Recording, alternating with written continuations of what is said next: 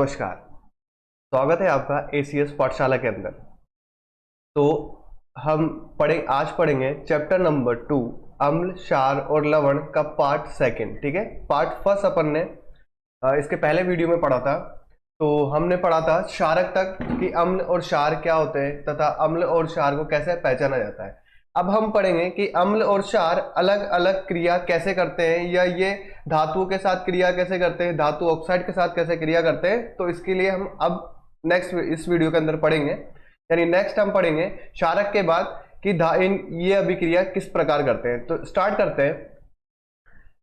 करते हैं। ये है अम्ल एवं क्षार क्या करते हैं, अभिक्रिया करते हैं। ठीक है, अभिक्रिया करते हैं। तो अम्ल और क्षार किस तरह से किसके साथ क्या अभिक्रिया करते हैं और क्या प्रदान करते हैं वो हम देखेंगे। तो पहले बात करते हैं अम्ल की धातु से अभिक्रिया। ठीक है, तो पहले बात करेंगे अम्ल की धातु से अभिक्रिया, फिर बात करेंगे हम क्षारक की धातु से अभिक्रिया। तो जब अम्ल की धातु से अभिक्रिया कराई जाती है तो हमें क्या प्राप्त होता है, उत्पाद में हमें क्या मिलता है या प्रोडक्ट में हमें क्या प्राप्त होता है। तो हम यह देखेंगे कि हमने अम्ल लिया प्लस धातु ली, दोनों की जब क्रिया कराई तो इस क्रिया से हमें जो प्रोडक्ट मिला या जो उत्पाद मिला वो होता है लवण प्लस हाइड्रोजन।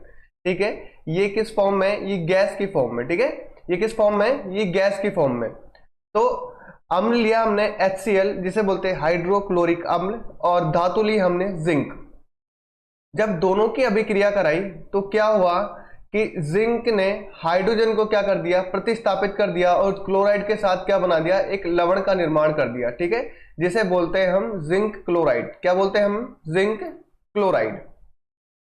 ठीक है, इसे बोलेंगे जिंक क्लोराइड। और कौन सी गैस विमुक्त हुई, हाइड्रोजन गैस क्या हो गई, मुक्त हो गई। ठीक है, यानी अम्ल की धातु से अभिक्रिया कराएंगे या कोई भी धातु किसी भी अम्ल के साथ अभिक्रिया करेगा तो क्या बना देगा, लवण प्लस हाइड्रोजन गैस बनाएगा। ठीक है, अब नेक्स्ट बात करते हैं कि क्षार धातु से अभिक्रिया करता है तो वो क्या करता है। तो जैसे क्षारक को जब हमने धातु के साथ अभिक्रिया कराया तो उत्पाद में हमें सेम प्रोडक्ट मिला। ठीक है, सेम उत्पाद मिला, लवण और हाइड्रोजन गैस। अम्ल के साथ भी हमें क्या हो रहा था, लवण और हाइड्रोजन गैस मिल रही थी, और क्षार के साथ भी क्या हो रहा था कि लवण और हाइड्रोजन गैस क्या मिल रही है, हमें हाइड्रोजन गैस प्राप्त हो रही है। तो इसमें याद करने में कोई प्रॉब्लम नहीं होगी, हमें एक याद करना है। हमें अम्ल भी याद करोगे तो क्षार ऑटोमेटिक याद हो जाएगा, क्षार याद करोगे तो अम्ल ऑटोमेटिक याद हो जाएगा। ठीक है, अब अभिक्रिया की बात करें तो अभिक्रिया में क्या हुआ कि NaOH लिया, ये क्या है, एक तरह का क्षार है, क्योंकि इसके अंदर क्या आ रहा है, OH आ रहा है। ठीक है, क्या आ रहा है, इसके अंदर OH आ रहा है। यानी जब भी क्षार जल के साथ अपघटित होता है तो क्या देता है हमें, OH माइनस आयन देता है। यानी किसी भी तत्व या किसी भी यौगिक के अंदर अगर OH होगा तो वो कैसा होगा, क्षार की प्रवृत्ति का होगा। ठीक है, तो यहाँ OH है यानी ये क्या है, क्षार है। और धातु क्या ली हमने, जिंक ली, जो हमने ऊपर ली थी अम्ल के साथ, तो वहीं क्या ली, क्षार के साथ भी क्या है, सेम धातु ली। जब इसकी अभिक्रिया कराई तो हमें क्या प्राप्त हुआ, यहां पर ये थोड़ा टाइपिंग मिस्टेक हुआ, तो यहां पर मिलेगा हमें Na2ZnO2। ये किस फॉर्म में, सॉलिड फॉर्म में। प्लस कौन सी गैस मुक्त होगी, ये गैस मुक्त होगी हाइड्रोजन गैस। क्या होगी, हाइड्रोजन गैस क्या हो जाएगी, यहां से मुक्त हो जाएगी। यानी ये जो हमें प्रोडक्ट उत्पाद मिलेगा ये किसकी तरह व्यवहार करेगा, ये व्यवहार करेगा लवण की तरह। किसकी तरह व्यवहार करेगा, लवण की तरह। तो अम्ल हो चाहे क्षारक हो, कोई भी अगर धातु के साथ अभिक्रिया करेगा तो हमेशा क्या प्राप्त होगा, हमें हमेशा लवण और हाइड्रोजन गैस प्राप्त होगी। अगर इसे हम प्रयोग के माध्यम से देखें तो प्रयोग के माध्यम से अगर हम इसको देखेंगे तो देखो यहां पर मैंने एक डायग्राम लगाया हुआ है। इसका मतलब देखो क्या होता है कि हम अम्ल की बात करते हैं कि अम्ल को जब धातु से अभिक्रिया कराएंगे तो हाइड्रोजन गैस मुक्त होती है हमेशा। हमने देखा भी कि अगर हम अम्ल लेंगे और धातु लेंगे, अगर दोनों की क्रिया कराएंगे तो लवण प्लस क्या बन जाएगा, हाइड्रोजन गैस मुक्त हो जाएगी। अब ये हाइड्रोजन गैस जो होगी ना वो वातावरण में क्या हो जाती है, विमुक्त हो जाती है या वातावरण में चली जाती है। तो इसको देखेंगे प्रयोग के द्वारा कि एक्चुअल में हाइड्रोजन गैस ही मुक्त हो रही है या क्या हो रही है। ठीक है, हाइड्रोजन गैस की प्रॉपर्टी होती है कि ये क्या होती है, हल्की होती है। हल्की होने के कारण क्या होती है, ये ऊपर उठती है। ठीक है, यानी हवा में ऊपर उठती है। जो हम गुब्बारे यूज करते हैं, जो गैस के गुब्बारे होते हैं जो ऊपर आसमान की तरफ उड़ते हैं, उनमें कौन सी गैस भरी होती है, उनमें हाइड्रोजन गैस भरी होती है। ठीक है, और ये क्या होती है, ज्वलनशील होती है, यानी अगर इसके पास आग लेके जाओगे ना तो ये हाथों हाथ क्या करेगी, जलने लगेगी। तो प्रयोग द्वारा समझेंगे। तो हमने क्या लिया, प्रयोग में एक परख नली ली, ठीक है। परख नली के अंदर हमने क्या लिया, अम्ल ले लिया। अम्ल क्या लिया था अपन ने, HCl लिया, यानी ये जो लिक्विड फॉर्म में ये क्या है, अम्ल है, जो क्या है, किस फॉर्म में, ये लिक्विड फॉर्म में अम्ल। कौन सा लिया हमने, HCl लिया, ठीक है। उसके बाद ये जो टुकड़े हैं ये धातु है। धातु कौन सी ली थी अपन ने, जिंक ली थी। धातु कौन सी ली थी, जिंक धातु ली थी। अब जब जिंक धातु ने किसके साथ अभिक्रिया की, अम्ल के साथ अभिक्रिया की, इससे क्या किया, अम्ल के साथ अभिक्रिया कराई, यानी ये दोनों मिक्स हुए। मिक्स होने के कारण क्या हुआ कि यहां से जो गैस होगी ना वो ऊपर की तरफ उठेगी। अब ऊपर की साइड इसने क्या, इन्होंने क्या कर दिया, एक ब्लॉक लगा दिया, जिससे क्या हुआ कि गैस बाहर निकलना बंद हो गई, यानी एक रास्ता रोक दिया। अब उसी के अंदर से क्या हुआ, उन्होंने पाइप लगाया, पाइप को ले जाकर एक बड़ा बीकर था, बीकर के अंदर डाल दिया। अब बीकर के अंदर भी एक सॉल्यूशन है, ठीक है। ये कौन सा सॉल्यूशन है, इसे हमने साबुन के सॉल्यूशन में रखा। किसके सॉल्यूशन में रखा, साबुन के सॉल्यूशन में रखा। साबुन के सॉल्यूशन या साबुन के लिक्विड के अंदर रखा। अब साबुन में ही क्यों रखा, साबुन में इसलिए रखा क्योंकि जब गैस इसके अंदर विमुक्त होगी ना तो जो गैस के बुलबुले क्या होंगे, ये सोप क्या होगा, साबुन क्या होगा, बुलबुलों को क्या कर लेगा, कवर कर लेगा, और इसमें से हाइड्रोजन गैस के बुलबुले ऊपर उठेंगे। नॉर्मल पानी के अंदर बुलबुले नहीं उठेंगे, लेकिन साबुन के पानी के अंदर क्या होगा, बुलबुले उठेंगे। तो यानी जो बुलबुला होगा वो कौन सी गैस से भरा होगा, वो भरा होगा हाइड्रोजन गैस से। किससे भरा होगा, वो हाइड्रोजन गैस से भरा होगा, ठीक है। अब क्या होगा कि जैसे ही हमने परख नली के अंदर क्या डाला, अम्ल और धातु डाला, तो धातु के डालते ही क्या होने लगा, उसके अंदर से अभिक्रिया हुई, और अभिक्रिया होकर हाइड्रोजन गैस क्या हुई, ऊपर उठने लगी। ऊपर उठकर इस नली से क्या हुई, हाइड्रोजन गैस इसमें से होके आने लगी। ये यहां से आई, फिर यहां से आते आते क्या हुआ, इस बीकर के अंदर आई। अब इस बीकर के अंदर आते क्या हुआ, यहां पर किसका सॉल्यूशन है, साबुन का सॉल्यूशन है। अब गैस क्या होगी, हल्की है, तो हल्की होने के कारण क्या करेगी, ऊपर उठेगी। ऊपर उठेगी तो ये बुलबुलों के फॉर्म में क्या करेगी, ऊपर उठेगी, यानी ये जो बुलबुला होगा ना, ये किस गैस का होगा, हाइड्रोजन गैस का बुलबुला होगा। अब ये देखने के लिए कि इसके अंदर एक्चुअल में हाइड्रोजन गैस है या नहीं है, क्या करेंगे, एक मोमबत्ती लेंगे, जलती हुई मोमबत्ती लेंगे, और उसको क्या करेंगे, इन बुलबुलों के पास लेकर जाएंगे। मैंने क्या बोला था कि हाइड्रोजन की जो प्रॉपर्टी होती है, वो पहली प्रॉपर्टी होती है कि वो क्या होती है, हल्की होती है। हल्की होने के कारण क्या करती है, ऊपर उठती है। सेकंड प्रॉपर्टी बोली थी कि ये क्या होती है, ज्वलनशील होती है। तो जैसे ही हम मोमबत्ती को इन बुलबुलों के पास लेकर जाएंगे ना, तो ये क्या करेंगे, एक पटाखे की तरफ फटने लगेंगे, यानी ये जलेगा और जल के क्या करेगा, फटेगा, और आवाज आएगी पट पट की। जिस तरीके से छोटा पटाखा फटता है उस तरीके से आवाज आएगी। यानी अगर ये बुलबुले फटे या जले तो इसका मतलब क्या है कि इन बुलबुलों में कौन सी गैस है, हाइड्रोजन गैस है। तो इससे क्या प्रूव होगा कि जब भी हम अम्ल लेंगे और धातु लेंगे तो ये दोनों अभिक्रिया कर कर कौन सी गैस बना देंगे, ये हमेशा कौन सी गैस बनाएंगे, हाइड्रोजन गैस बनाएंगे, और हाइड्रोजन गैस को क्या कर देंगे, ये विमुक्त कर देंगे, ठीक है। तो इस एक्सपेरिमेंट से हमें पता चला कि जब भी हम अम्ल और धातु की अभिक्रिया कराएंगे तो लवण प्लस क्या बन जाएगा, हमारे पास हाइड्रोजन गैस बन जाएगी, ठीक है। तो अम्ल और धातु की अभिक्रिया देख ली हमने, किसके साथ, धातु, अम्ल और क्षार की अभिक्रिया देख ली, किसके साथ, धातु के साथ, सॉरी। अब देखते हैं हम नेक्स्ट स्लाइड में। अब क्रिया कराएंगे हम कि अम्ल की धातु कार्बोनेट के साथ तथा धातु हाइड्रोजन कार्बोनेट के साथ अभिक्रिया कराने पर, यानी जब हम अम्ल की धातु कार्बोनेट और धातु हाइड्रोजन कार्बोनेट के साथ अभिक्रिया करेंगे तो हमें क्या मिलेगा। अभी पीछे हमने देखा कि धातु सिंपल धातु थी और उसको अम्ल के साथ क्रिया करा रहे थे तो क्या मिल रहा था, और सिंपल धातु को क्षार के साथ अभिक्रिया करा रहे थे तो क्या मिल रहा था। अब बात करेंगे हम अम्ल और क्षार की धातु कार्बोनेट और धातु हाइड्रोजन कार्बोनेट के साथ अभिक्रिया कराएंगे तो क्या मिलेगा। तो पहले बात करते हैं हम अम्ल की। धातु कार्बोनेट या धातु हाइड्रोजन कार्बोनेट को जब अम्ल से अभिक्रिया कराते हैं तो हमें उत्पाद में क्या मिलता है, लवण plus carbon dioxide gas plus जल, ठीक है। क्या क्या मिलता है, लवण, कार्बन डाइऑक्साइड गैस, और क्या मिल गया हमें, जल मिल गया, ठीक है। अब जो ये हाइड्रोजन कार्बोनेट होता है ना, इसको बोलते हैं हम बाई कार्बोनेट भी कहते हैं। क्या बोलते हैं हम, बाई कार्बोनेट, ठीक है। तो कंफ्यूज मत होना कि हाइड्रोजन कार्बोनेट अलग है या बाई कार्बोनेट अलग है, सेम, दोनों सेम ही होते हैं, बाई कार्बोनेट बोल दो या हाइड्रोजन कार्बोनेट बोल दो। तो हम अभिक्रिया देखते हैं। तो पहली अभिक्रिया है हमारे पास Na2CO3, यानी ये सिंपल कौन सा है, धातु कार्बोनेट है, यानी सोडियम कार्बोनेट है, तो ये कौन सा हो गया, धातु कार्बोनेट है।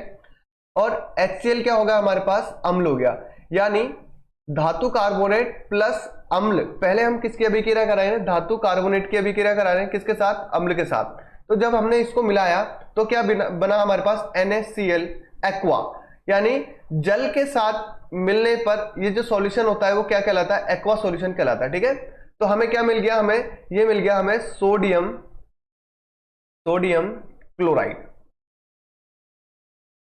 Sodium chloride. ठीक है, इसे साधारण भाषा में हम क्या बोलते हैं, इसे साधारण भाषा में साधारण नमक कहा जाता है। जो हम घरों में खाने के अंदर यूज करते हैं वो क्या होता है, सोडियम क्लोराइड होता है। तो ये क्या बन गया हमारे पास, एक लवण हो गया, प्लस जल बना लिक्विड फॉर्म में, और कार्बन डाइऑक्साइड गैस मुक्त हुई किस फॉर्म में, गैस के फॉर्म में। ठीक है, अब बात करते हैं सेकंड वाले की, कि धातु हाइड्रोजन कार्बोनेट की जब अम्ल की अभिक्रिया कराएंगे तो क्या बनेगा। तो ये है धातु और ये है हाइड्रोजन और ये है कार्बोनेट, यानी धातु हाइड्रोजन कार्बोनेट, ये ऐसे बोल देते हैं हम सोडियम बाई कार्बोनेट। क्या बोलते थे इसे, सोडियम बाई कार्बोनेट हम कह देते हैं। ठीक है, या ऐसे बोलेंगे सोडियम हाइड्रोजन कार्बोनेट, या बोल देंगे सोडियम बाई कार्बोनेट। इसको जब HCl के साथ अभिक्रिया कराई तो क्या मिला, इसके लिए भी, इसमें भी हमें क्या मिला, NaCl यानी लवण मिला, प्लस जल मिला, और प्लस कार्बन डाइऑक्साइड क्या होगी इसमें विमुक्त हो गई। तो या धातु कार्बोनेट हो या धातु हाइड्रोजन कार्बोनेट हो, या इसी को हम क्या बोलते हैं, धातु बाई कार्बोनेट हो, जब इन दोनों में से किसी की भी अभिक्रिया अम्ल के साथ कराते हैं तो हमेशा हमें क्या मिलता है, लवण मिलता है, प्लस कार्बन डाइऑक्साइड गैस मिलती है, और प्लस H2O यानी जल हमें प्राप्त होता है। ये तो बात होगी अम्ल की। अब अगर हम क्षारक के साथ इसकी अभिक्रिया कराते हैं तो क्या मिलता है, तो कभी भी धातु कार्बोनेट और धातु हाइड्रोजन कार्बोनेट या धातु बाई कार्बोनेट के साथ जब हम क्षारक की अभिक्रिया कराते हैं तो ये किसी भी तरह की अभिक्रिया आपस में नहीं करते हैं। क्या करते हैं, ये किसी भी तरह की अभिक्रिया आपस में नहीं करते हैं। ठीक है, तो ये लिखा हुआ धातु कार्बोनेट तथा धातु हाइड्रोजन कार्बोनेट क्षारक के साथ कोई भी या किसी भी प्रकार की अभिक्रिया नहीं करते हैं। इसमें केवल जो परफॉर्म करेगा, जो अभिक्रिया करेगा, वो कौन करेगा, सिर्फ अम्ल करेगा। क्षारक धातु कार्बोनेट और धातु हाइड्रोजन कार्बोनेट या धातु बाई कार्बोनेट के साथ कभी भी अभिक्रिया नहीं करेगा। ठीक है, तो नेक्स्ट चलते हैं हम। ठीक है, अब हम देखते हैं अम्ल तथा क्षार आपस में अभिक्रिया कर क्या बनाते हैं। ठीक है, इससे पिछली स्लाइड में देखा हमने कि अम्ल तथा क्षार धातु कार्बोनेट तथा धातु हाइड्रोजन कार्बोनेट के साथ अभिक्रिया कर क्या बनाते हैं। अब हम देखेंगे कि ये दोनों आपस में जब अभिक्रिया करते हैं तो क्या बनाते हैं, अम्ल तथा क्षार आपस में अभिक्रिया करके लवण तथा जल का निर्माण करते हैं। ठीक है, क्या बनाते हैं, जब अम्ल तथा क्षार क्या करेंगे, ये तो हो गया अम्ल और ये क्या हो गया क्षार, यानी ये हो जाते हैं क्षारक, और इसे क्या बोलते हैं हम, अम्ल कहते हैं। ठीक है, जब अम्ल तथा क्षार आपस में अभिक्रिया करेंगे तो क्या बना देंगे, ये बना देंगे लवण प्लस जल का निर्माण कर देंगे। ठीक है, किसका निर्माण कर देंगे, लवण और जल का निर्माण कर देंगे। तो जब हमने पहला देखा था कि लवण तो हमें सभी अभिक्रियाओं के अंदर प्राप्त हुआ, या चाहे हमने अम्ल के साथ धातु की अभिक्रिया कराई, या क्षार के साथ धातु की अभिक्रिया कराई, या अम्ल के साथ हाइड्रोजन धातु कार्बोनेट की अभिक्रिया कराई, या अम्ल के साथ इसकी धातु हाइड्रोजन कार्बोनेट की अभिक्रिया, या हाइड्रोजन बाई कार्बोनेट की अभिक्रिया कराई, इनके साथ सभी के साथ क्या मिल रहा था, हमें लवण मिल रहा था, किसमें, उत्पाद के अंदर। तो जब अम्ल और क्षार भी अभिक्रिया करता है तब भी हमें क्या मिलता है, लवण और जल मिलता है। ठीक है, लेकिन जब अम्ल तथा क्षार अभिक्रिया करते हैं ना तो ये जो अभिक्रिया कहलाती है ये कहलाती है उदासीनीकरण अभिक्रिया। कौन सी अभिक्रिया कहलाती है, उदासीनीकरण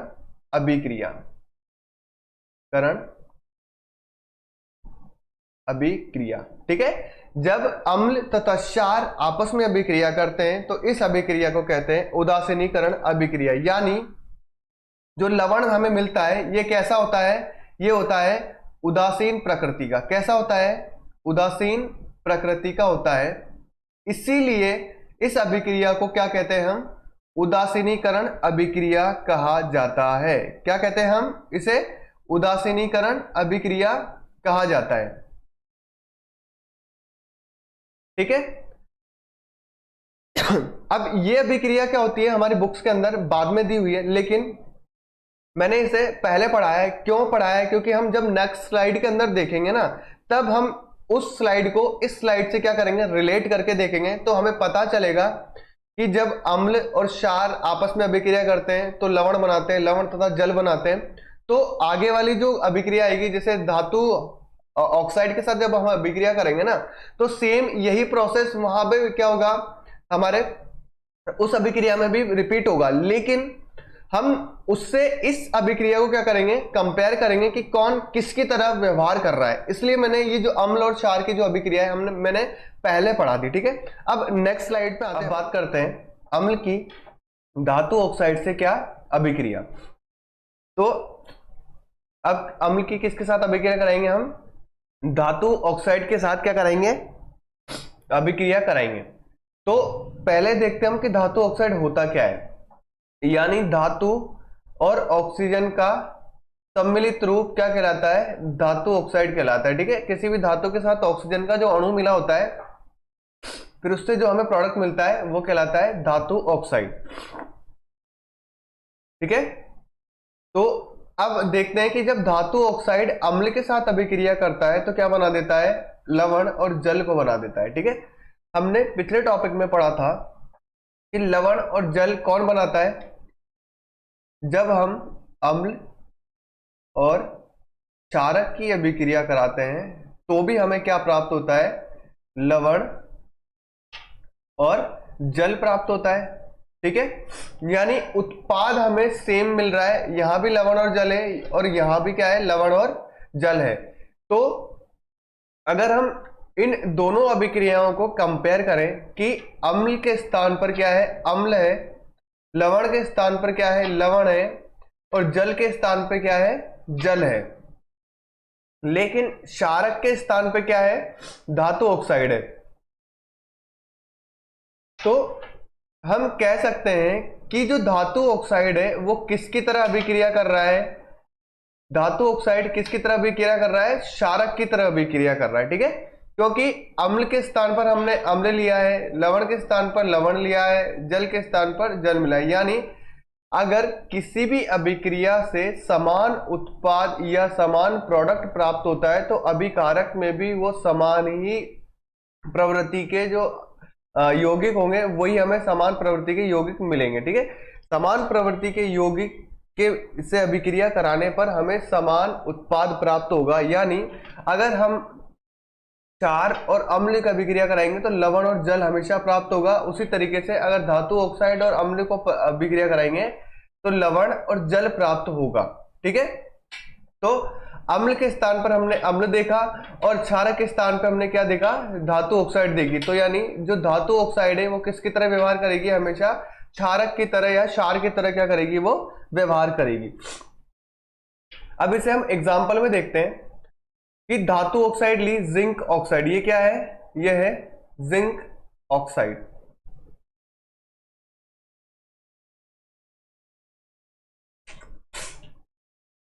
और HCl क्या है? अम्ल। HCl क्या है हमारे पास? अम्ल है। तो जब जिंक ऑक्साइड को HCl अम्ल से अभिक्रिया कराई तो क्या मिला?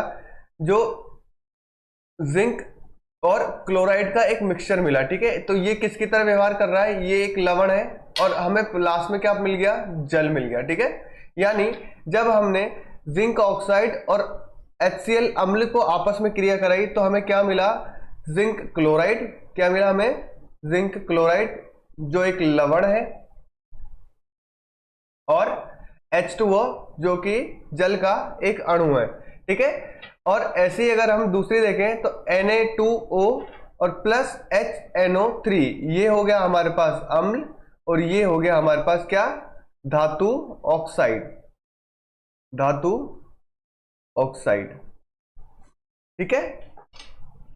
और जब हमने इन दोनों की अभिक्रिया कराई तो क्या मिला हमारे पास? NaNO3, ये होता है लवण और ये क्या मिल गया हमारे पास, जल। तो हम कह सकते हैं कि जब हम धातु ऑक्साइड की अभिक्रिया अम्ल से कराएंगे तो हमेशा हमें क्या प्राप्त होगा, हमें हमेशा प्राप्त होगा लवण, और क्या प्राप्त होगा, जल प्राप्त होगा। ठीक है, अब नेक्स्ट देखते हैं हम क्षार के बारे में। जब क्षारक को अधात्विक ऑक्साइड से अभिक्रिया कराई जाती है तो भी क्या मिलता है, हमें लवण और जल मिलता है। ठीक है, यानी जब क्षारक को किससे अभिक्रिया कराएंगे, हम धातु ऑक्साइड से अभिक्रिया कराएंगे तो भी हमें क्या प्राप्त होगा, लवण और जल ही प्राप्त होगा। ठीक है, यानी CaOH यानी कैल्शियम हाइड्रोक्साइड को जब कार्बन डाइऑक्साइड से अभिक्रिया कराई, ये तो क्या है हमारे पास, ये तो है क्षारक। ठीक है, ये क्या है, ये क्षारक है, और ये क्या है हमारे पास, अधात्विक ऑक्साइड। क्या है ये हमारे पास, अधात्विक ऑक्साइड। जब हमने इन दोनों की अभिक्रिया कराई तो हमें क्या मिला, CaCO3 कैल्शियम कार्बोनेट। क्या मिला हमें, कैल्शियम कार्बोनेट। क्या मिला, कैल्शियम कार्बोनेट, और जल प्राप्त हुआ। जो कैल्शियम कार्बोनेट है वो किसकी तरह व्यवहार कर रहा है, वो व्यवहार कर रहा है लवण की तरह। ठीक है, सॉल्ट जिसे बोलते हैं हम सॉल्ट। ठीक है, तो चाहे हम अम्ल को धातु ऑक्साइड्स के साथ अभिक्रिया कराएं या क्षारक को अधात्विक ऑक्साइड के साथ अभिक्रिया कराएं, हमें दोनों स्थिति में क्या प्राप्त होता है, लवण और जल ही हमें क्या होगा, प्राप्त होगा। ठीक है, अब यहां पर अगर हम उस इक्वेशन या उस क्षार और अम्ल वाली इक्वेशन से अगर हम इसको कंपेयर कराएं तो क्या हो जाएगा कि अगर हम क्षारक लेते हैं और अम्ल से अभिक्रिया कराते हैं तो भी हमें क्या प्राप्त होता है, लवण प्राप्त होता है और जल प्राप्त होता है। क्या प्राप्त होता है, लवण प्राप्त होता है और जल प्राप्त होता है। तो यहां पर जो क्षारक होगा वो तो क्षारक के जैसे ही व्यवहार करेगा, लवण है वो लवण के जैसा करेगा, और जल है जो जल के जैसा व्यवहार करेगा। लेकिन यहाँ पर अधात्विक ऑक्साइड किसकी तरह व्यवहार करेगा, यह है अम्ल की तरह व्यवहार करेगा। किसकी तरह व्यवहार करेगा, अम्ल की तरह व्यवहार करेगा। वैसे इससे पूछा नहीं जाता, पूछा जाता है कि जो धातु ऑक्साइड है वो किसकी तरह व्यवहार करती है। जो धातु ऑक्साइड है वह किसकी तरह व्यवहार करती है, तो वह हमेशा किसकी तरह व्यवहार करेगी, वह हमेशा क्षार की तरह या क्षारक की तरह क्या करेगी, व्यवहार करेगी। ये इतना इंपॉर्टेंट हमारे पास ये है कि धातु ऑक्साइड किसकी तरह व्यवहार करती है, धातु ऑक्साइड हमेशा क्षार की तरह क्या करेगी, व्यवहार करेगी। ठीक है, अब आगे आते हैं हम अम्लों के बारे में पढ़ेंगे कि अम्ल कहाँ कहाँ उपयोग में आते हैं। ठीक है, हमने अम्लों की अभिक्रिया देखी, ये किससे अभिक्रिया करके क्या बनाता है, हमें उत्पाद में क्या देता है। अब हम इसके उपयोगों के बारे में पढ़ेंगे कि अम्ल का उपयोग क्या होता है। ठीक है, तो पहला उपयोग होता है सल्फ्यूरिक अम्ल यानी H2SO4, इसे हम बोलते हैं सल्फ्यूरिक अम्ल। ठीक है, अब सल्फ्यूरिक अम्ल का उपयोग कहाँ कहाँ किया जाता है। सल्फ्यूरिक अम्ल का उपयोग किया जाता है बैटरियों में। जो हमारी बैटरीज होती है, सीसा संचायक सेल होते हैं, जो बड़ी बड़ी बैटरीज होती है ना, जैसे कार की बैटरीज हो गई, इन सब में किसका उपयोग किया जाता है, H2SO4 का उपयोग किया जाता है। ठीक है, उर्वरक के रूप में, उर्वरक के निर्माण के रूप में किया जाता है, प्लास्टिक के रूप में किया जाता है, प्लास्टिक निर्माण में किया जाता है। ठीक है, रेशों के निर्माण में किया जाता है, आदि में क्या किया जाता है, सल्फ्यूरिक एसिड या फिर अम्ल का उपयोग किया जाता है। ठीक है, दूसरी बात करते हैं हम HNO3 यानी नाइट्रिक अम्ल। इसे क्या बोला जाता है, नाइट्रिक अम्ल कहा जाता है। ठीक है, क्या बोलते हैं इसको, नाइट्रिक अम्ल कहते हैं, जिसे साधारण भाषा में शोरे का अम्ल भी कहा जाता है। क्या कहते हैं इसको, शोरे का अम्ल भी कहते हैं। इसका उपयोग कहाँ करते हैं, इसका उपयोग करते हैं हम सोने तथा चांदी को साफ करने में। अब सोने तथा चांदी को साफ करने के लिए दो चीजों का मिक्सर मिलाया जाता है, यानी HNO3 और HCl को आपस में मिलाकर क्या बना दिया जाता है, अम्ल राज बना दिया जाता है, जिससे क्या करते हैं हम सोने और चांदी के जो आभूषण होते हैं ना उनको साफ किया जाता है। ठीक है, HNO3 और HCl को 1:3 के अनुपात में मिलाकर एक लिक्विड या सॉल्यूशन बनाया जाता है। उस सॉल्यूशन में जो सुनार होते हैं वो क्या करते हैं, सोने और चांदी के आभूषणों को डालकर उसमें क्या करते हैं, वो उसे क्लीन करने का काम करते हैं। ठीक है, तो जो क्लीन करने वाला सॉल्यूशन है उसके अंदर होता है नाइट्रिक अम्ल और हाइड्रोक्लोरिक अम्ल। किस अनुपात में, 1:3 के अनुपात में होता है। ठीक है, ये भी क्या है, एक अम्ल का सॉल्यूशन है। उसके बाद बात करते हैं हम तीसरा, जो HCl होता है यानी जो हाइड्रोक्लोरिक अम्ल होता है, वो हमारे कहाँ बनता है, आमाशय के अंदर बनता है। ठीक है, कहाँ बनता है, आमाशय के अंदर बनता है, और आमाशय में भोजन का पाचन होता है। ठीक है, यानी भोजन के पाचन में किस अम्ल का प्रयोग किया जाता है, उपयोग होता है, हाइड्रोक्लोरिक अम्ल का उपयोग किया जाता है। किसके अंदर, भोजन के पाचन के अंदर। ठीक है, और वस्तुओं को रंगने में भी किसका उपयोग किया जाता है, HCl का प्रयोग किया जाता है। यानी अम्लों का उपयोग 3 तरह का हो गया, H2SO4 जिसमें बैटरीज के अंदर होता है। ठीक है, उर्वरक निर्माण में होता है, प्लास्टिक निर्माण में होता है, रेशों के निर्माण में होता है। नाइट्रिक अम्ल का उपयोग सोने तथा चांदी को शुद्ध करने के लिए किया जाता है, और जो सॉल्यूशन का यूज होता है वो होता है HNO3 यानी नाइट्रिक अम्ल प्लस HCl का 1:3 के अनुपात में मिश्रण होता है। उसके बाद जो HCl होता है वो क्या करता है, हमारे भोजन के पाचन में काम आता है, तथा रंगाई छपाई के वस्तुओं को रंगाई छपाई करने में भी क्या करता है, उसका अम्ल का प्रयोग किया जाता है। तो ये जो मेन जो अम्ल के उपयोग है वो हमने पढ़ लिया। अब इसके बाद हम आगे आते हैं कि अम्ल एवं क्षारक में क्या समानताएं होती है। हमने अंतर देखे, अब हम क्या देखेंगे, अम्ल तथा क्षारक में क्या देखेंगे, समानताएं देखेंगे। ठीक है,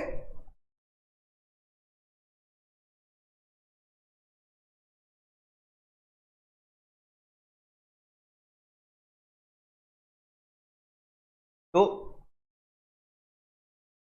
इससे पहले हमने पढ़ा कि अम्ल में क्या होता है और क्षार में क्या होता है, इनमें दोनों में अंतर क्या है, डिफरेंस कैसे हम कर सकते हैं।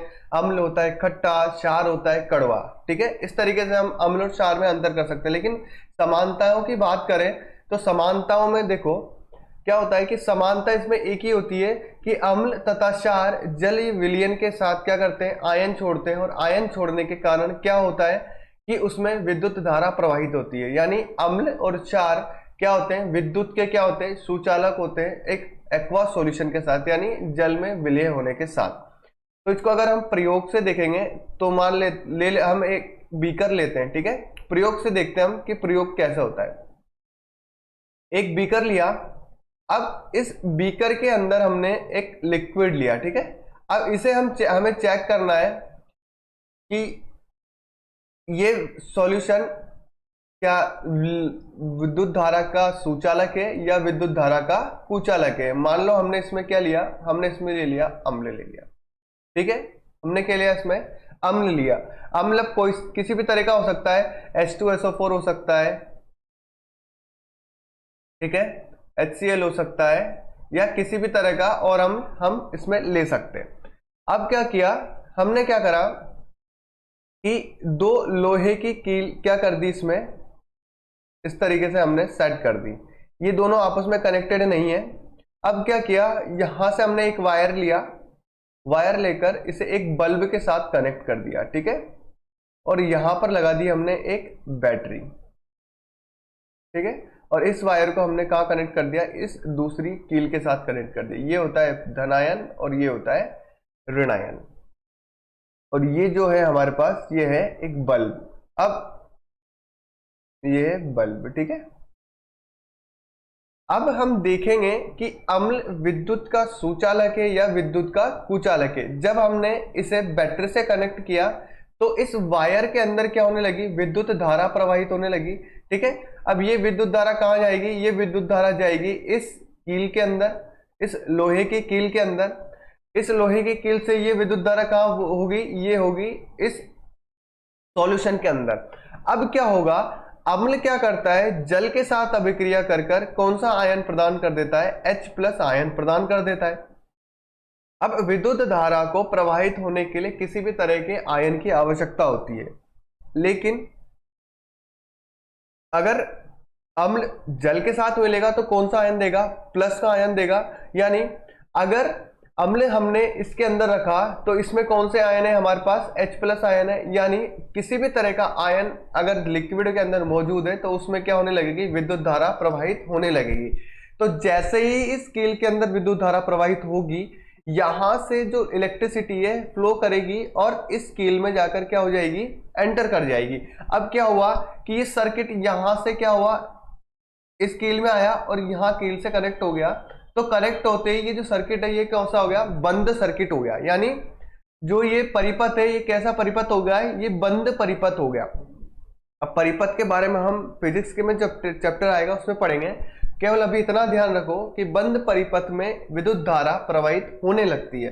तो जब इसमें विद्युत धारा आई, इस फर्स्ट वाली कील के अंदर विद्युत धारा आई, तो यहां से इस अम्ल में क्या होगी, विद्युत धारा प्रवाहित होगी और दूसरी कील के अंदर क्या होगी, एंटर कर गई। यानी ये परिपथ कैसा हो गया, बंद परिपथ हो गया। और जैसे ही इस कील के अंदर ये विद्युत धारा प्रवाहित होगी तो यहां से फिर ये जाएगी किसके अंदर, इस बल्ब के अंदर, और इस बल्ब को क्या कर देगी, ये जला देगी। क्या कर देगी, इस बल्ब को जला देगी। यानी ये बल्ब क्या होगा, जलने लगेगा। तो इस प्रयोग से हमें क्या समझ में आया कि जब अम्ल जल के साथ मिलता है तो H+ आयन देता है, और जो एक्वा सॉल्यूशन होता है अम्ल का वो कैसा होता है, वो विद्युत का क्या होता है, सुचालक होता है। ठीक है, अगर ये बल्ब नहीं जलता तो इसे हम क्या कह देते हैं, विद्युत का कुचालक कह देते हैं। लेकिन अम्ल क्या होते हैं, विद्युत के सुचालक होते हैं। क्या होते हैं, विद्युत के सुचालक होते हैं।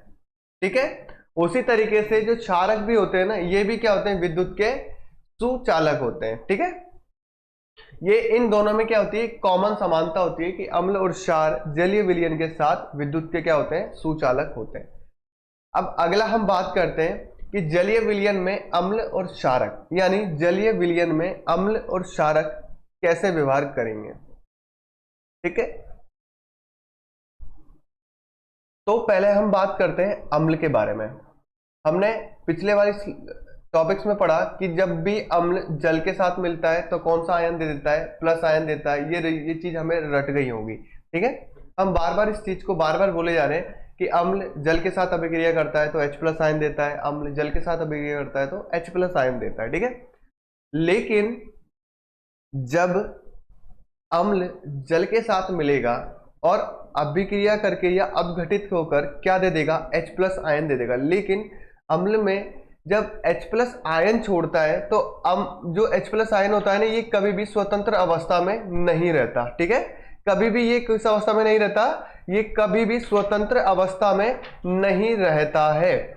अब बात करते हैं अगर स्वतंत्र अवस्था में नहीं रहेगा तो फिर कहां रहेगा, तो जब HCl और ये जल होता है H2O, जब ये आपस में क्रिया करते हैं तो अपघटित होकर क्या हो जाता है, इसमें से H+ आयन क्या निकल जाता है, बाहर निकल जाता है।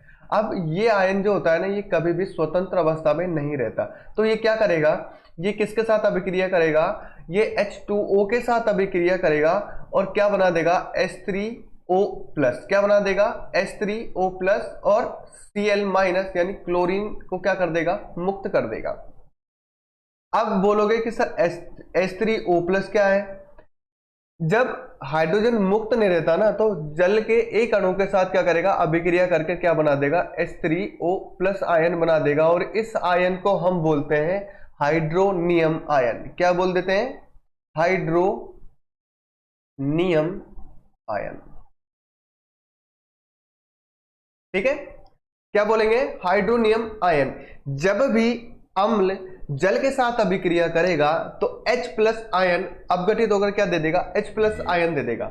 लेकिन जो H+ आयन होता है वो क्या होगा, स्वतंत्र अवस्था में नहीं रह पाता। इस वजह से क्या करेगा, वो जल के अणु के साथ अभिक्रिया करेगा और अभिक्रिया कर H3O+ आयन बना देगा, जिसे हम बोलेंगे हाइड्रोनियम आयन। क्या बोलेंगे हम, हाइड्रोनियम आयन। यानी HCl में से H बाहर निकलकर क्या बच जाएगा हमारे पास, क्लोरीन यानी Cl- बच जाएगा। ठीक है, क्या बच जाएगा, Cl-। यानी क्लोरीन के ऊपर कौन सा आयन होता है, क्लोरीन के ऊपर होता है ऋण आयन। कौन सा आयन होता है, ऋण आयन या माइनस का आयन होता है। ठीक है, तो ये तो हो गया अम्ल की बात। अब बात करते हैं हम क्षारकों की। यानी NaOH क्या है, एक क्षारक है। कैसे पहचाना कि इसमें OH लगा हुआ है, यानी OH- आयन क्या देता है, हमेशा वो क्षारक देता है। ठीक है, जब NaOH क्षार जब जल के साथ अभिक्रिया करेगा तो ये क्या हो जाएगा, अपघटित हो जाएगा और अपघटित होकर क्या दे देगा हमें Na+ और OH-। ये स्वतंत्र अवस्था में रह सकता है। ठीक है, यानी क्षार जब अपघटित होगा जल के साथ अभिक्रिया कर कर तो क्या दे देगा, एक दे देगा धन आयन और एक दे देगा ऋण आयन, ठीक है, जिसे हम बोलते हैं OH माइनस आयन, ठीक है, क्या बोलते हैं इसको, OH माइनस आयन, ठीक है। ऐसे ही KOH यानी पोटेशियम हाइड्रोक्साइड की जब अभिक्रिया कराएंगे किसके साथ, जल के साथ, तो ये अपघटित होकर के पोटेशियम के प्लस अलग हो जाएगा और OH माइनस क्या हो जाएगा, अलग हो जाएगा। यानी कभी भी क्षार किसी भी जल के साथ अभिक्रिया करेगा और अपघटित होकर वो क्या दे देगा, हमेशा कौन सा आयन देगा, OH माइनस आयन दे देगा। कौन सा आयन देगा, OH माइनस आयन दे देगा, जिसे बोलते हैं हम हाइड्रोक्सिल आयन। क्या बोलते हैं, हाइड्रोक्सिल आयन, ठीक है। OH माइनस को बोलेंगे हाइड्रोक्सिल आयन और H3O प्लस को बोलेंगे हाइड्रोनियम आयन। हाइड्रोक्सिल आयन और हाइड्रोनियम आयन, अंतर याद रखना, हाइड्रोनियम आयन बनेगा अम्ल के साथ अभिक्रिया कराकर H प्लस आयन छोड़ने पर, ठीक है, और हाइड्रोक्सिल आयन बनेगा क्षारक के साथ अभिक्रिया करके क्षारक और जल की अभिक्रिया करके जब वो अपघटित होगा तो OH माइनस देगा और OH माइनस आयन को क्या बोलेंगे हम, हाइड्रोक्सिल आयन बोलेंगे, ठीक है। तो ये हो गया अम्ल और क्षार जब जलीय विलयन के साथ अभिक्रिया करेगा तो क्या उत्पाद बनाएगा या क्या प्रोडक्ट देगा। नेक्स्ट बात करते हैं हम पीएच स्केल के बारे में। इसके बारे में बात करेंगे हम पीएच स्केल के बारे में। अब पीएच स्केल होता क्या है, पीएच मतलब होता है पावर ऑफ हाइड्रोजन, यानी किसी भी विलयन में या किसी भी पदार्थ में उपस्थित हाइड्रोजन आयन की सांद्रता ज्ञात करने के लिए हम जिस स्केल का उपयोग करते हैं उसे बोलते हैं पीएच स्केल, ठीक है। किसी भी विलयन के अंदर हाइड्रोजन आयन की सांद्रता या उसमें उपस्थित होने वाली क्वांटिटी को जो ज्ञात करने का जो स्केल होता है उसे बोलते हैं हम पीएच स्केल, ठीक है। इस स्केल से मापा क्या जाता है, इस स्केल से मापते हैं हम अम्ल या प्रवृत्ति, अम्ल की प्रवृत्ति मापते हैं, ठीक है। क्या मापते हैं, अम्ल की प्रवृत्ति को इस स्केल से मापा जाता है। अब और क्षार की भी मापते हैं, ठीक है, अम्ल की ही नहीं मापेंगे, क्षारक की भी मापेंगे, ठीक है। यानी अम्ल और क्षारक की प्रवृत्ति को मापने के लिए जिस स्केल का प्रयोग किया जाता है वो होता है पीएच स्केल। ये कुछ इस तरह का होता है, ठीक है। अब इसमें हमें दो सेक्शन दिख रहे हैं, जिसमें एक तो है व्हाइट सेक्शन और एक है ग्रे सेक्शन, ठीक है। व्हाइट सेक्शन में हमें H प्लस आयन दिख रहे हैं और ग्रे सेक्शन के अंदर दिख रहे हैं हमें OH माइनस आयन। अब जो स्केल स्टार्ट होता है ये होता है 0 से 14 तक, ठीक है, 0 से 14 तक, 0 से 14 तक। बीच में एक मिड पॉइंट होता है जो होता है 7, ठीक है। ये होता है उदासीन बिंदु। क्या कहलाते हैं, क्या कहते हैं इसको, उदासीन बिंदु, उदासीन बिंदु। ये उदासीन बिंदु मध्य में स्थित होता है, बिल्कुल मिड पॉइंट पे होता है, ठीक है। अगर 7 से इधर जाएंगे तो पदार्थ, 7 से अगर इधर जाएंगे तो पदार्थ की प्रवृत्ति चेंज होगी, अगर 7 से इधर जाएंगे तो भी पदार्थ की क्या होगी, प्रवृत्ति चेंज होगी। अब बात करते हैं कि स्केल में 7 से 0 की तरफ जाने पर क्या चेंज होगा या 7 से 14 की तरफ जाने में क्या चेंज होगा। तो पहले देखते हैं हम कि इस साइड वाले एरिया में व्हाइट वाला एरिया क्या है, ज्यादा है, यानी हाइड्रोजन आयन वाला एरिया क्या है, ज्यादा है। जैसे जैसे हम इधर की साइड बढ़ेंगे जो एरिया है ये व्हाइट वाला क्या होता चला जा रहा है, कम होता चला जा रहा है, और इस पॉइंट पर आकर जो एरिया व्हाइट का है वो बिल्कुल खत्म हो चुका है, ठीक है। ऐसे ही हम अगर इस साइड देखें तो ये यहाँ पर क्या है, जो ग्रे वाला एरिया ये क्या है, ज्यादा है। जैसे जैसे हम इधर की साइड जा रहे हैं तो जो ग्रे वाला एरिया है वो क्या होता जा रहा है, कम होता जा रहा है, यानी OH माइनस आयन वाला जो एरिया है वो क्या होता है, कम होता चला जा रहा है, और इस पॉइंट पर आकर बिल्कुल ये क्या हो गया, 0 हो गया, ठीक है। तो इस ग्राफ का मतलब या इस स्केल का मतलब ये है कि जैसे जैसे हम 7 से 0 की तरफ जाएंगे तो किसी भी विलयन की जो प्रवृत्ति होगी वो कैसी होती चली जाएगी, वो होती चली जाएगी अम्लीय, ठीक है। और जब हम 7 से 14 की तरफ जाएंगे तो इसकी प्रवृत्ति कैसी होती चली जाएगी, इसकी प्रवृत्ति होती चली जाएगी क्षारीय। ठीक है, कैसी प्रवृत्ति होती चली जाएगी, क्षारीय प्रवृत्ति होती चली जाएगी। हम स्केल से भी देख सकते हैं कि जहां जिस विलयन के अंदर H+ आयन की मात्रा ज्यादा होगी वो क्या कहलाएगा, अम्ल कहलाएगा, और जहां पर OH- की आयन की मात्रा ज्यादा होगी वो क्या कहलाएगा, क्षार कहलाएगा। ठीक है, तो यानी 7 से लेकर जब हम 0 तक जा रहे हैं ना, तो जो H+ आयन का जो एरिया है वो क्या होता चला जा रहा है, बढ़ता चला जा रहा है, और 7 से 14 तक जा रहे हैं उसमें OH- का एरिया क्या है, वो बढ़ रहा है, लेकिन H+ आयन एरिया वाला क्या हो रहा है, वो घट रहा है। यानी 7 से 14 की तरफ जाने पर क्षारीय प्रवृत्ति बढ़ती है और अम्लीय प्रवृत्ति क्या होती है, घटती चली जाती है। उसी तरीके से 7 से 0 की तरफ अगर हम जाएंगे तो जो अम्लीय प्रवृत्ति है वो बढ़ेगी और जो क्षारीय प्रवृत्ति है वो क्या होती चली जाएगी, घटती चली जाएगी। ठीक है, तो ये जो स्केल होता है इस पे हम मेजर करते हैं कि किस जगह कौन सा अम्ल या किस जगह कौन सा क्षार लाया कर रहा है, या किस जगह कौन सा क्षार यहाँ पर स्थित है। ठीक है, हम अब अगले स्केल की बात करते हैं। इसी के नीचे एक स्केल दिया हुआ है, इसके अंदर अलग अलग तरह की चीजें दी हुई हैं जो इनकी स्थिति बताती है पीएच स्केल के ऊपर। ठीक है, जो इनका मान बताता है कि ये इनका मान पीएच स्केल पर कितना है। तो इस स्केल पे बात करते हैं, यहां पर है 0 से कहां तक, 14 तक। ठीक है, अब मिड में है 7 नंबर, यानी जो 7 डिजिट है, ये क्या होता है, जो मिड वाला पॉइंट होता है इसे हम क्या बोलते हैं, उदासीन बिंदु कहा जाता है। ठीक है, इसे क्या बोलते हैं हम, उदासीन बिंदु कहा जाता है। ना ये अम्लीय होता है और ना ही ये क्षारीय होता है, ये उदासीन होता है। और ऐसा कौन सा लिक्विड है जो उदासीन होता है, तो जो हम रेगुलर जल यूज करते हैं ये क्या होता है, उदासीन होता है। ठीक है, शुद्ध जल जो होता है वो किस प्रवृत्ति का होता है, उदासीन प्रवृत्ति का होता है, अगर उसके अंदर हमने कुछ एक्स्ट्रा चीजें इंक्लूड नहीं की हो। ठीक है, कुछ अगर हम एक्सटर्नली डालते हैं या हम बाहर से किसी लिक्विड को या किसी तरह की कोई चीज हम डालते हैं जल के अंदर, तो वो उसकी प्रवृत्ति को चेंज कर देता है, वो या तो क्षारीय हो जाता है या अम्लीय हो जाता है। लेकिन अगर हम शुद्ध जल की बात करें तो शुद्ध जल क्या होता है, बिल्कुल उदासीन होता है, और शुद्ध जल का पीएच मान कितना होता है, 7 होता है। ठीक है, कितना होता है, 7 होता है।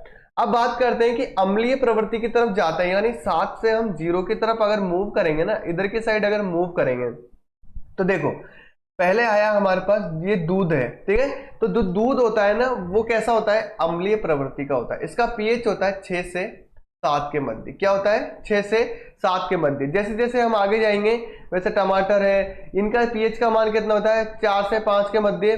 फिर आया नींबू, नींबू कैसा होता है, खट्टा होता है। यानी हम स्वाद से देखें तो स्वाद से हमें क्या मिल रहा है, खट्टा महसूस हो रहा है, यानी खट्टा है तो क्या है, अम्ल।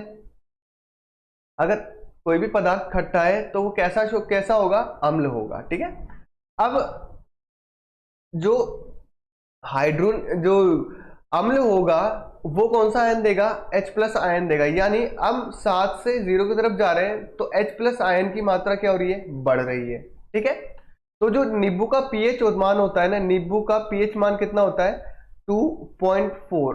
एग्जैक्ट बोला जाए तो 2.4 या 2.4 से 3 के मध्य होता है। ठीक है, 2.4 से 3 के मध्य जो होता है वो किसका मान होता है, नींबू के पीएच का मान होता है। फिर जैसे हम 0 पर आएंगे तो यहां पर क्या है, बैटरी का साइन दिया हुआ है। बैटरी मतलब जो हम बड़ी बड़ी बैटरीज यूज करते हैं, जो रिचार्जेबल बैटरी होती है जिसे हम बार बार रिचार्ज करके क्या कर सकते हैं, यूज कर सकते हैं। तो ऐसी बैटरियां जो होती है ना उनके अंदर अम्लों का प्रयोग किया जाता है। तो उनमें जो अम्ल होते हैं उनका पीएच होता है 0। यानी 0 मतलब ये क्या होते हैं, ये प्रबल क्षार होते हैं, सॉरी प्रबल अम्ल होते हैं। क्या होते हैं, ये प्रबल अम्ल होते हैं। यानी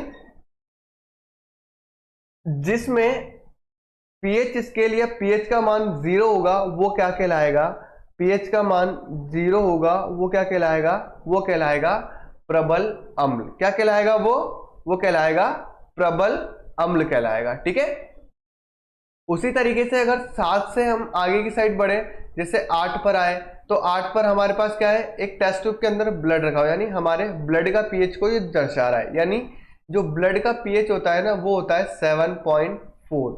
यानी ये पीएच होगा 7 से 8 के मध्य, यानी ब्लड का पीएच कितना होता है 7 से 8 के मध्य। ऐसे धीरे धीरे धीरे धीरे क्या होंगे, हम आगे बढ़ेंगे, तो जैसे जैसे हम आगे बढ़ेंगे वैसे वैसे जो पदार्थ की प्रवृत्ति कैसी होती चली जाएगी, वैसे वैसे पदार्थ की प्रवृत्ति कैसी हो जाएगी, क्षारक या क्षारीय प्रवृत्ति का पदार्थ होता चला जाएगा। ठीक है, तो ये जो होता है ना, ये पीएच होता है। पीएच हमेशा क्या बताएगा, पीएच स्केल क्या बताएगा, किसी भी विलयन में हाइड्रोजन आयन की सांद्रता या कितना उसमें हाइड्रोजन आयन है, वो उसको क्या करेगा, डिनोट करेगा, कौन, पीएच स्केल। ठीक है, तो ये पूरा जितना भी था हमारे पास ये पीएच स्केल था। ठीक है, इस पीएच स्केल में वैल्यूज होती है 0 से 14 तक, एक मध्य बिंदु होता है 7 जो कहलाता है उदासीन बिंदु। 7 से 0 की तरफ जाएंगे तो विलयन की जो प्रवृत्ति होगी वो अम्लीय होती चली जाएगी, और अगर 7 से 14 की तरफ जाएंगे तो विलयन की प्रवृत्ति कैसी होती चली जाएगी, क्षारीय होती चली जाएगी। ठीक है, नेक्स्ट बात करते हैं हम दैनिक जीवन में पीएच स्केल का क्या काम होता है। ठीक है, दैनिक जीवन में पीएच स्केल क्या काम आता है, या पीएच स्केल से पीएच के बढ़ने या घटने से हमारे रेगुलर लाइफ साइकिल पे क्या असर पड़ता है। ठीक है, तो पहला असर होता है दंत क्षय। मतलब दंत क्षय मतलब पहले समझो कि हमने रेगुलर कोई ऐसी वस्तु खाई या कोई ऐसी लिक्विड लिया या ऐसा भोजन किया जिसके कारण हमारे मुंह का पीएच क्या हो जाता है, कम हो जाता है। यानी हमारा मुंह का पीएच कैसा हो गया, अम्लीय हो गया। कैसा हो गया, अम्लीय हो गया। यानी 7 से कम होने पर पीएच का मान 7 से कम होने पर प्रवृत्ति कैसी हो जाती है, अम्लीय हो जाती है। ठीक है, तो ऐसा कोई भोजन हमने खाया या ऐसा कोई भोजन हमने किया जिसके कारण क्या हो गया, हमारा मुंह की प्रवृत्ति कैसी होगी, अम्लीय होगी। यानी पीएच का मान 5.5 से नीचे जाने पर, यानी अगर हमारे मुंह का पीएच 5.5 से नीचे चला जाएगा तो हमें कौन सा रोग होने लगेगा, हमें होने लगेगा दंत क्षय रोग होने लगेगा। ठीक है, दंत क्षय मतलब देखो यहाँ पर मैंने डायग्राम एक पिक्चर लगाई हुई है। पिक्चर में क्या हो रहा है कि हाफ जो हमारा टूथ है, ये एक दांत का डायग्राम है।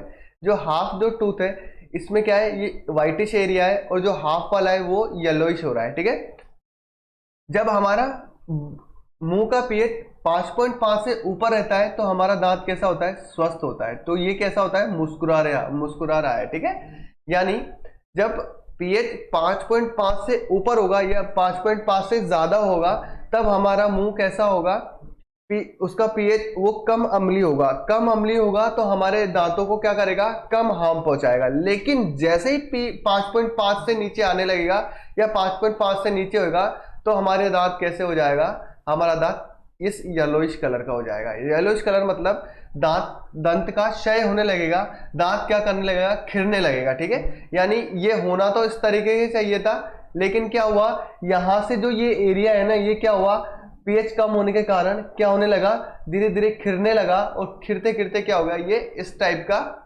हाफ ही रह गया। ठीक है, तो यानी जब हमारा मुंह का पीएच 5.5 से कम हो जाता है तो जो हमारे दांत है वो क्या होने लगते हैं, क्षय होने लगते हैं या टूटने लगते हैं। इस रोग को कहा जाता है दंत क्षय।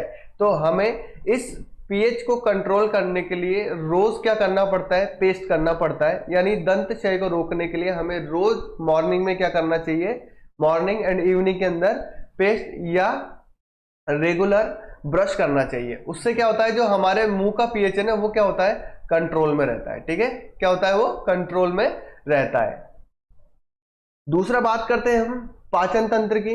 यानी हमारे पाचन अभिक्रिया के अंदर भी क्या करता है, पीएच या अम्ल काम करता है। पिछले वाले जो हमने यूज पढ़ा कि जो हमारा पाचन होता है आमाशय के अंदर क्या होता है, HCl होता है। ये कैसा होता है, ये अम्लीय प्रवृत्ति का होता है। ठीक है, अम्लीय प्रवृत्ति का होता है, और ये भोजन को कैसा बना देता है, अम्लीय कर देता है। और अम्लीय करने का कारण क्या है कि जो उसमें बैक्टीरिया और जीवाणु है वो क्या करता है, अम्लीय होने के कारण वो क्या होता है, धीरे धीरे नष्ट हो जाते हैं, और हमारा जो भोजन है वो कैसा हो जाता है, हेल्दी हो जाता है।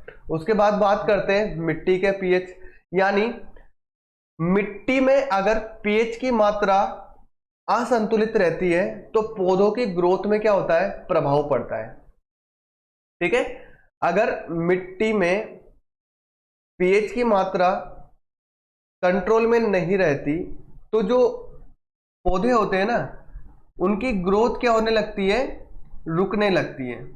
ठीक है, या वो प्रॉपर तरीके से बढ़ते नहीं है।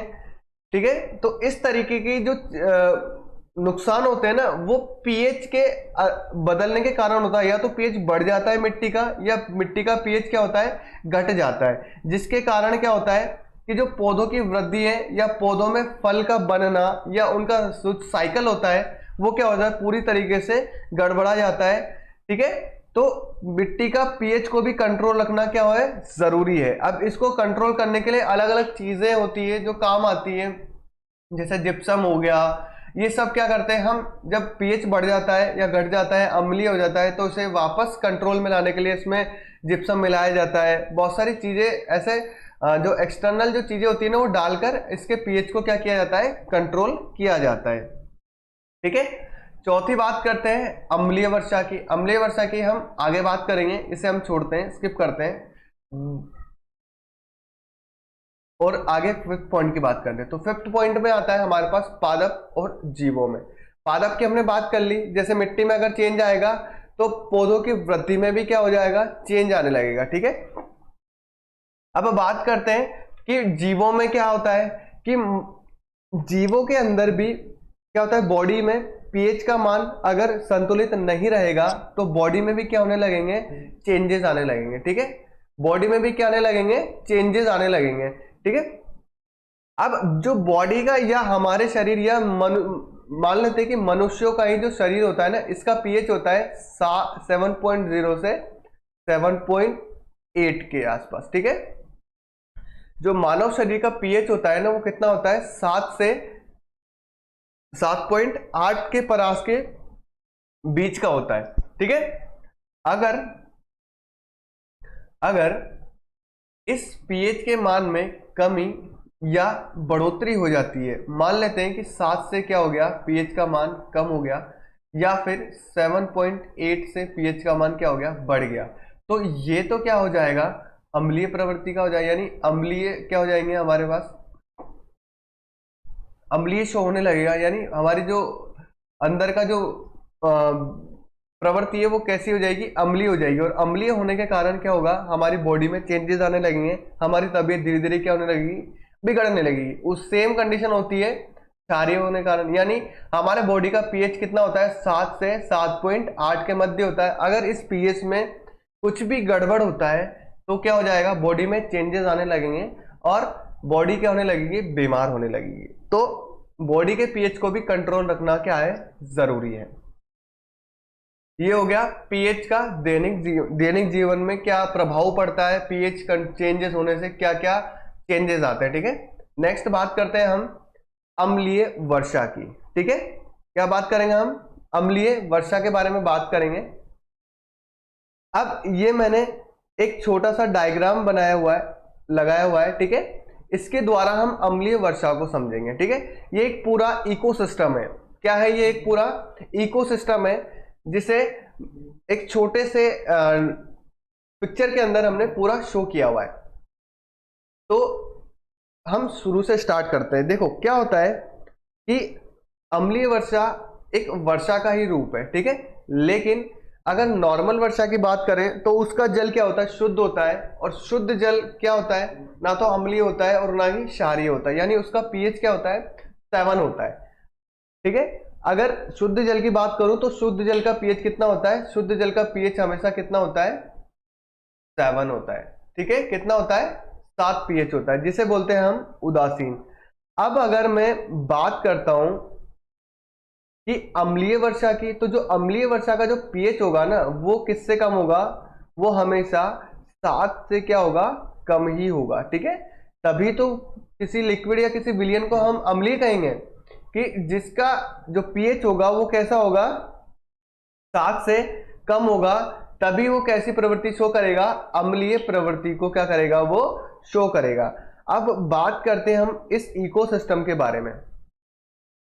ठीक है, ये हमारा क्या है, सूरज है। ठीक है, ये क्या है, सन है। सन क्या करता है, हीट प्रोड्यूस करता है। हीट प्रोड्यूस करने के कारण जो हीट होती है ना वो हमारे वातावरण में एंटर करती है। वातावरण में एंटर करके जो ऐसे जलीय तालाब होते हैं या किसी तरह की नदी होती है, इसमें क्या होता है, जल गर्म होता है। जल गर्म होने के कारण ये यहाँ से क्या होता है, वाष्प बनता है या वेपोराइजेशन होता है। वेपोराइजेशन होने के कारण ये वाष्प धीरे धीरे ऊपर उठती है। ऊपर उठती है और उठने के साथ क्या बना देती है, बादल बना देती है। ठीक है, धीरे धीरे थोड़ी थोड़ी क्वांटिटी में ये ऊपर उठेगी और ऊपर क्या बना देगी, बादल बना देगी। लेकिन जब ये जमीन से या धरती से अपने आसमान में जाती है या अपने ऊपर वातावरण में जाती है, तो वातावरण में जो फैक्ट्रीज के द्वारा रिलीज की गई गैसेस होती है ना, जिसे NO2 और SO2 कहा जाता है, नाइट्रस ऑक्साइड और सल्फर डाइऑक्साइड बोलते हैं। ठीक है, तो ये जो गैसेस होती है ना, ये इस जो वाष्पीकृत जल है ना, इसके साथ क्या कर जाती है, मर्ज हो जाती है या मिल जाती है। अब ये क्या करेंगी, ये इसके साथ गैसेस मिलकर क्या कहाँ जाएगी, ये इस बादल के अंदर जाएगी और एक बादल बना लेगी। ठीक है, जल वाला बादल बना लेगी। अब जैसे ही हवा चलेगी तो ये बादल यहां से कहाँ जाएगा, आगे की तरह ट्रेवल करेगा, फिर वापस से कहाँ जाएगा, फिर आगे की तरह ट्रेवल करेगा और ये इस स्थान से ये कहां पर पहुंच गया, ये पहुंच गया नदियों और जंगलों की तरफ। अब क्या होता है कि जैसे बादल भारी होता है तो भारी होने के साथ क्या होती है, ये वर्षा की बूंदों के रूप में क्या करता है, नीचे गिरता है। जो जल होता है बादल के अंदर वो क्या करता है, वर्षा की बूंदों के रूप में नीचे गिरता है। लेकिन क्या हुआ कि जब ये नीचे से वेपोराइज होकर ऊपर उठा तो ऊपर उठने के साथ इसमें कौन कौन सी गैसेस मिल गई, NO2 और SO2 मिल गई। अब ये जब इसके साथ मिली तो जल के साथ अभिक्रिया कर कर इन्होंने कौन सा विलयन बना लिया, H2SO4 बना लिया और HNO3 बना लिया। अब जो H2SO4 होता है वो सल्फ्यूरिक एसिड होता है और HNO3 होता है वो नाइट्रिक एसिड होता है, नाइट्रिक अम्ल होता है। ठीक है, अब ये क्या है, ये किस प्रवृत्ति का है, ये अम्लीय प्रवृत्ति का है। और अगर ये डायरेक्ट किसी पौधों पर या किसी मॉन्यूमेंट पर या किसी वस्तु पर जल में या किसी चट्टानों पर गिरता है तो ये डायरेक्ट क्या करता है, उन चट्टानों को या उन पौधों को क्या करता है, हार्म पहुंचाता है, हानि पहुंचाता है।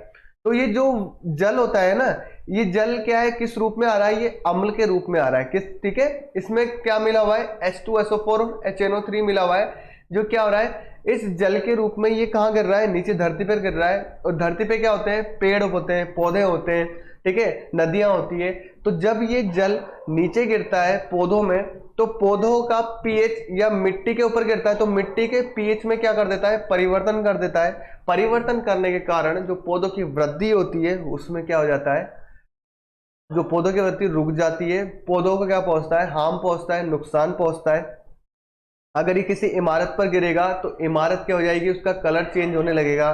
जल में गिरेगा तो जल की प्रवृत्ति को क्या कर देगा, अम्लीय बना देगा, जल को दूषित कर देगा। तो जो अम्लीय वर्षा होती है ना वो हमारे नेचर के लिए क्या होती है, हार्मफुल होती है। ठीक है, तो ये पूरा सर्कल समझ में आया।